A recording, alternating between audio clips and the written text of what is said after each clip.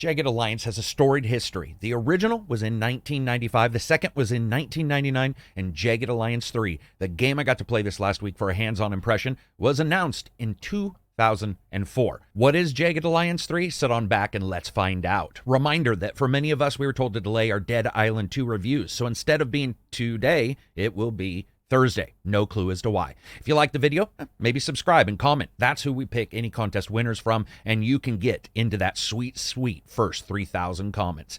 And speaking of first, when the first Jagged Alliance released, more than 89% of my YouTube audience did not exist yet, just a little shine in their father's eyes. Here we are playing this title. It's a mix of real-time and turn-based combat with strict action point systems, over the top of dangerous enemies, and the elation of a difficult shot gone well.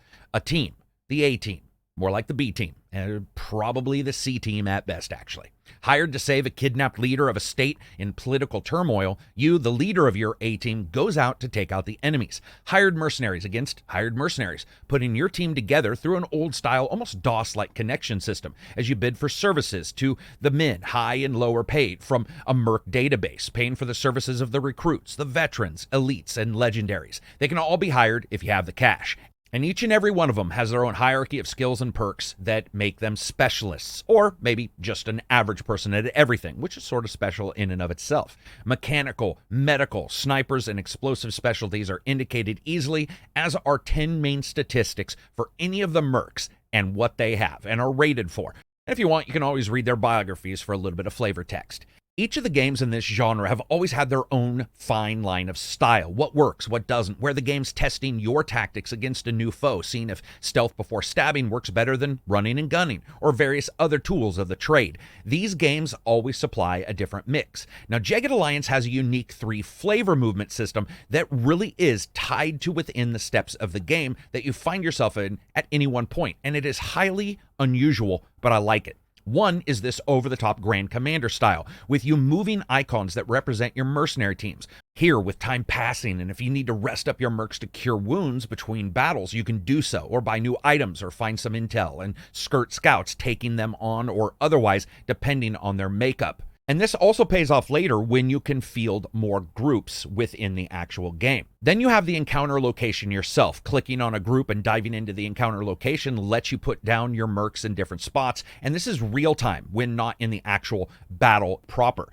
When you move and shuttle around that location, you can do so at any speed that you want, whether that's crawling through the mud or just sprinting around. Now, once an enemy, or you see the enemy and decide to attack, it turns into the actual main status quo battle. And battle here is what you'd expect, but it does have a couple unexpected turns. For instance, action points, as we all have seen in many games, are tied to movement, as well as attacks, to special movements and abilities, as well as special items. So throwing a grenade can cost a couple action points, so can an active ability to pin down an enemy with suppressive fire, or just skirting out of the way of enemy fire, raining down on your current position, and that takes more or less action points depending on the stance that you're in, or if you're sneaking. However, the one place the Jagged Alliance has made it clear it's not going to be transparent and going to change things up a little bit is the high and low chances of you hitting an enemy and how it's displayed to the gamer. When highlighting an enemy to decide to shoot them, you can see body shots, legs, hands, and heads.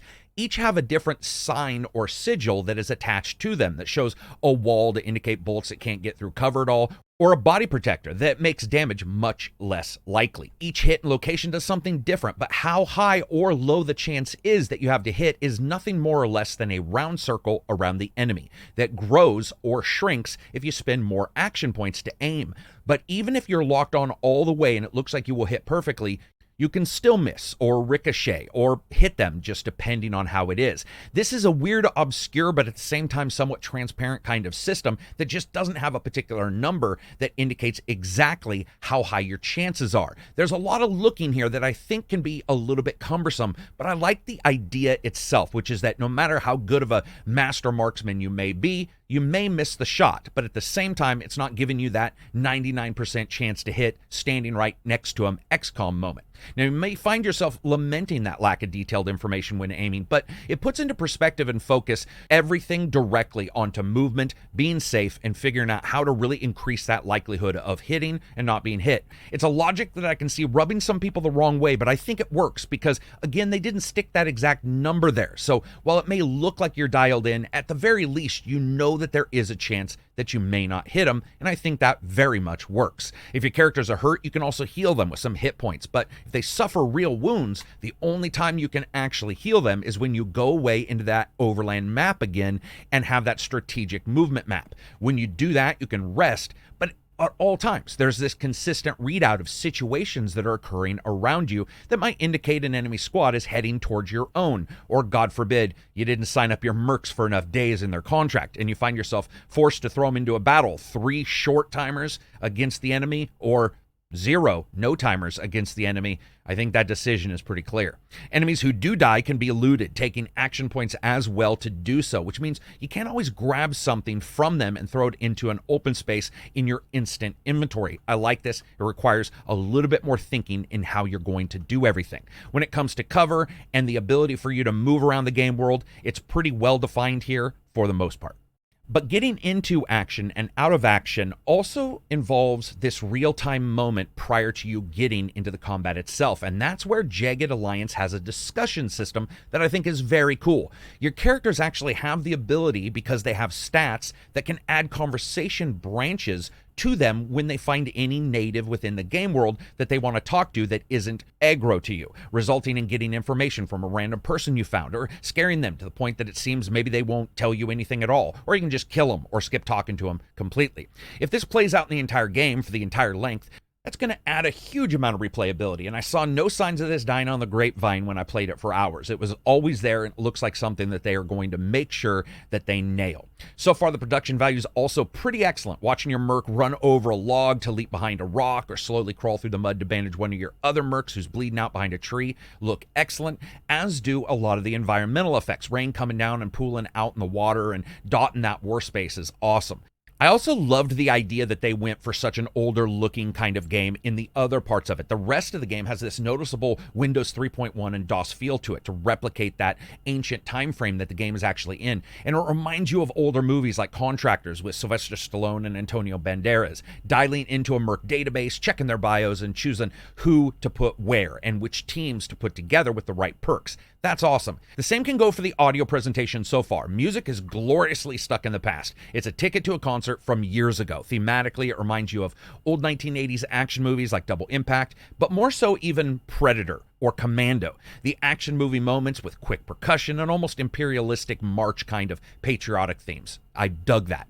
Also, the sound effects are very good. The first time it's raining in a level, it actually sounds like it's enveloping you in that real rain versus the quiet shh sound that you get in other games. Gunfire from different guns is very unique, with the sniper rifle booming out 50 caliber proud as it ruins some guy's day, as well as smaller calibers hitting and squishing out wet hit sounds. So far in the preview, not everyone has been voiced. Some of the mercs have, most of the villagers or people that you talk in the game world have, and those are pretty great. They're caricatures like you would expect, each a bit over the top for accents or bombastic statements how badass they are in their bios.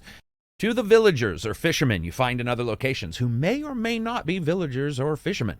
My time with Jagged Alliance 3 was part discovery, part death, part declining to fully and unapologetically pay for the best and highest tier mercs, only to watch those guys with their low stats just slowly get whittled down more quickly than they would have had I been a bit better, and also had I been a bit less stingy with my money.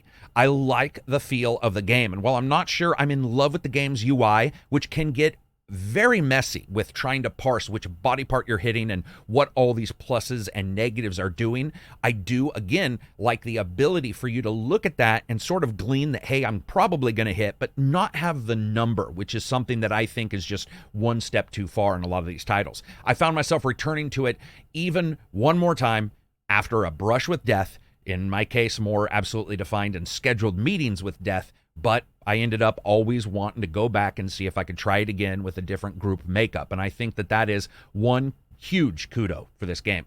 Jagged Alliance 3 finally comes out this year. It's got a full campaign co-op after almost 2 decades since its first version was announced.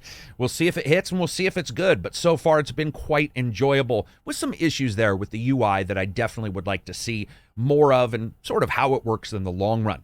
If you like the video, give it a thumbs up. If you dislike it, give it a thumbs down. Always subscribe. Check out the Patreon. It absolutely helps. And check out my Dead Island 2 review on Thursday. Peace out and enjoy the rest of your week.